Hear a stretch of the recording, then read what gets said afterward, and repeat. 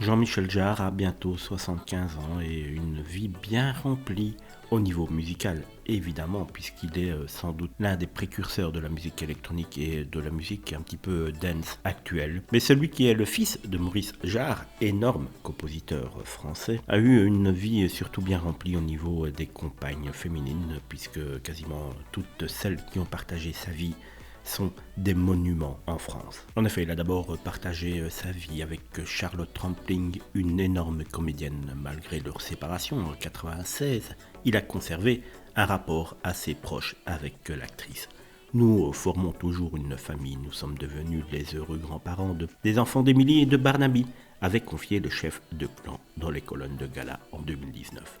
Durant leur relation, Charlotte et Jean-Michel avaient formé une sorte de famille recomposée.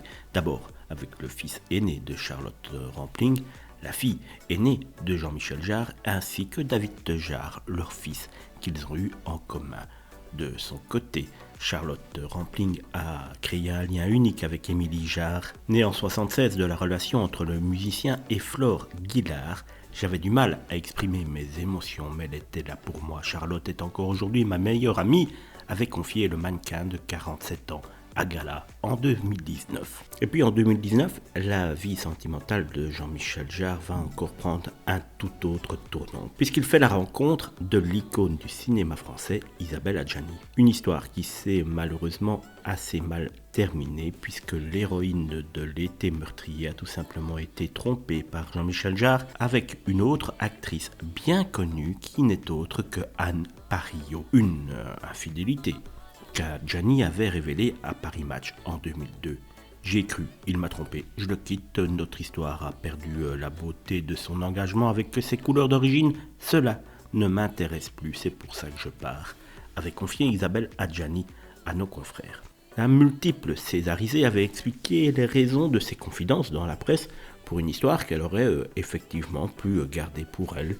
Voilà, ils s'étaient séparés et point barre, non, elle avait vraiment voulu expliquer à la presse française qu'elle avait été carrément trompée, chose qu'on d'habitude n'essaye de garder pour soi. Je devais régler cela, j'allais tomber malade, sinon s'exposer ce n'est jamais une bonne façon, mais j'ai rencontré des femmes qui m'ont dit merci, il fallait quand même, vu mon orgueil, que ça devienne un sujet de société et pas de l'auto-victimisation.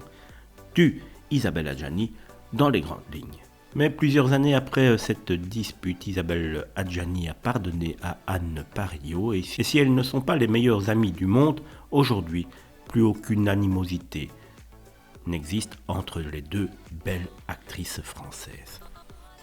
Et comme si cela ne suffisait pas au palmarès de Jean-Michel Jarre, depuis maintenant quasiment 5 ans, l'artiste partage son quotidien avec l'actrice Gon Lee, une relation officialisée dans la salle des fêtes du Palais de l'Élysée, carrément.